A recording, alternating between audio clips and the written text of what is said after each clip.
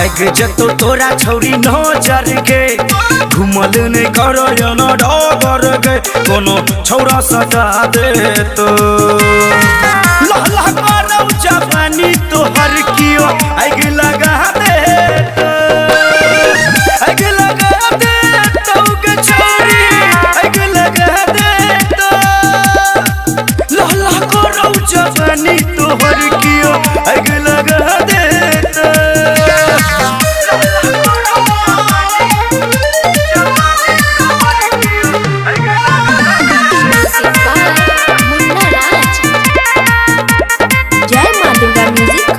बाजार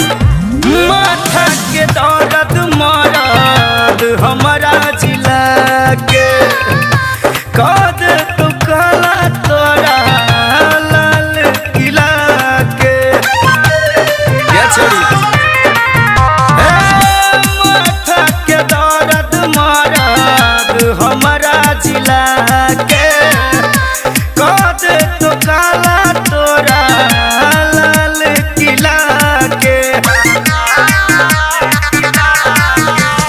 याद रखी है हमर बात गे अकेले न जइहा मिथिला हाट गे ने तो जाल में फंसा ले तो लहला करौ जवानी तोहर कियो आग लगा दे तो आग लगा दे तो के छौरी आग लगा दे तो लहला करौ जवानी तोहर कियो आग लगा दे तो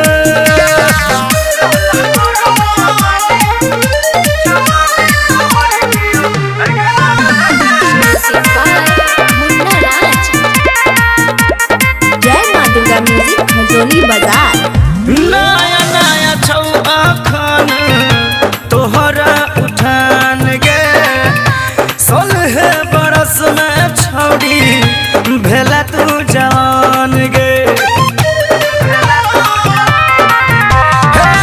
नया नया छौ अखन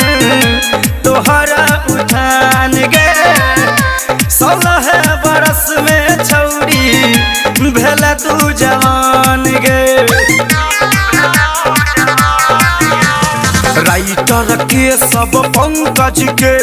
सामने ने जइहा छौरी सज धज के वही दिना पटाले